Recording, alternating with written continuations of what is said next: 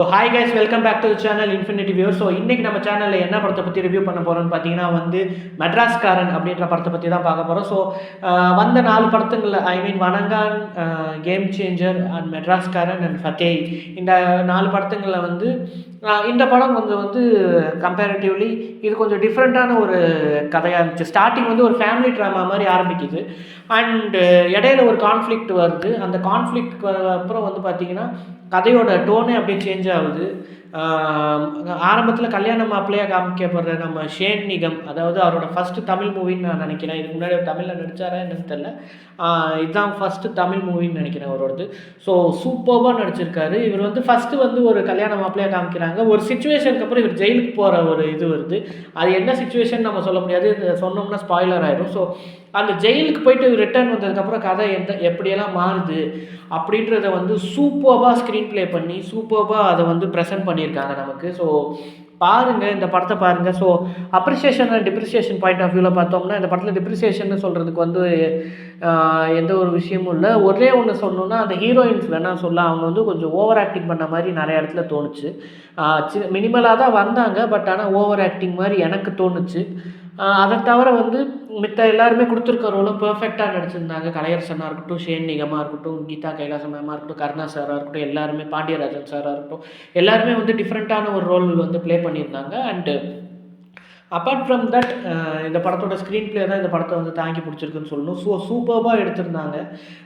கேரக்டரைசேஷனுமே எல்லாமே நல்லா இருந்தது. அண்டு ஒரு சர்டன் சுச்சுவேஷனுக்கு அப்புறம் படம் மாறுறப்போ நமக்கே ஒரு சின்ன ஒரு திக்குன்ற ஒரு ஃபீல் இந்த படம் கொடுக்குது. So and appreciation point of வியூவில் இந்த படத்துக்கு ஒரு 98% தரலாம்.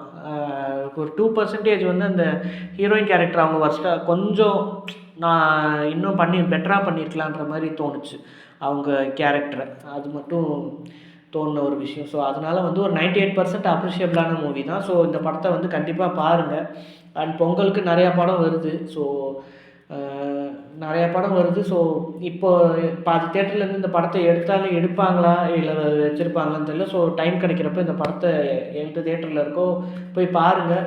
ஸோ டிஃப்ரெண்ட்டான எக்ஸ்பீரியன்ஸ் இருக்கும். ஒரு கமர்ஷியலும் இருக்குது, ஒரு த்ரில்லரும் இருக்குது, ஒரு எல்லாமே மிக்ஸ்டாக ஒரு சூப்பர்பான ஒரு சினிமாவாக இந்த படம் நமக்கு அவங்க ப்ரெசென்ட் பண்ணியிருக்காங்க. ஸோ பாருங்கள்.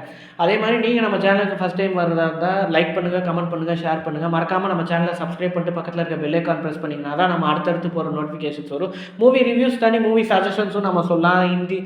Hindi, English, Korean, Japanese, world movies and தமிழ்லேயே அண்டர் ரேட் ஆகி நம்ம பார்க்க மிஸ் பண்ண படத்துங்களை பற்றியும் நம்ம நம்ம சேனலில் சொல்லுவோம். ஸோ அதனால் அடுத்தடுத்த நோட்டிஃபிகேஷன்ஸ் அது ரிலேட்டடாகவும் வரும். அண்ட் இன்னொரு விஷயம் என்னென்னா, சப்ஸ்கிரைப் பண்ணுங்கள். சப்ஸ்கிரைப் பண்ணி உங்களால் முடிஞ்ச சப்போர்ட் கொடுங்க. ஸோ நீங்கள் கொடுக்குற சப்போர்ட் வச்சு தான் அடுத்தடுத்து வீடியோஸ் நான் பெட்டராக நான் பண்ணி இது பண்ண முடியும். ஸோ பண்ணுங்கள். பண்ணிவிட்டு எனக்கு கொஞ்சம் ஹெல்ப்பும் பண்ணுங்கள். வேறு எப்படி கேட்குறதுன்னு தெரில. ஸோ பண்ணுங்கள். ஸோ அதுக்கப்புறம் இன்னொரு விஷயம் என்ன சொல்லணுன்னா, ரொம்ப ஒரு படத்தை டிப்ரிஷியேட்டும் பண்ணாதீங்க, அப்ரிஷியேட்டும் பண்ண வேணாம். அண்டு டிப்ரிஷியேட் பண்ணுறன்ற சென்ஸ் மீன்ஸ் ரொம்ப போட்டு காலி பண்ணுற அளவுக்கு பண்ணிட வேணாம். ஏன்னா ஒரு அத்தனை பேர் அதுக்காக உழைக்கிறாங்க. ஒருத்தர் 2 பேர் பண்ணுற தப்புனால மொத்த படத்தையும் காலி பண்ணுறது அது இதுதான்.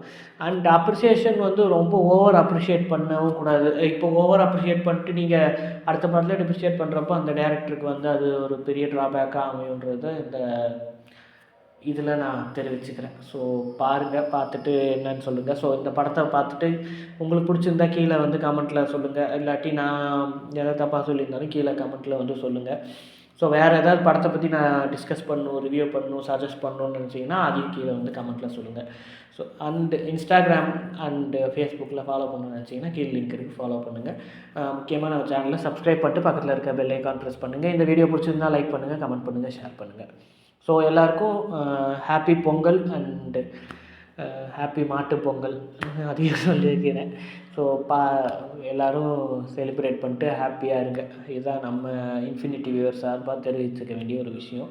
பொங்கலுக்கு நிறையா படம் வருது, தியேட்டரில் போய் பார்த்து என்ஜாய் பண்ணுங்கள். காதலிக்க நேரமில்லை, நேசிப்பாயா அண்டு இப்போ ரிலீஸ் ஆன படங்களுமே மதகஜராஜாலாம் நல்லா இருக்குன்னு சொன்னாங்க. இன்னும் பார்த்துட்டு எப்படி இருக்குன்னு நம்ம ரிவ்யூ சொல்லுவோம். ஸோ பார்த்துட்டு சொல்லுங்கள், எப்படி இருக்குன்னு பார்த்துட்டு சொல்லுங்கள். நானும் பார்த்துட்டு ரிவ்யூ சொல்கிறேன்.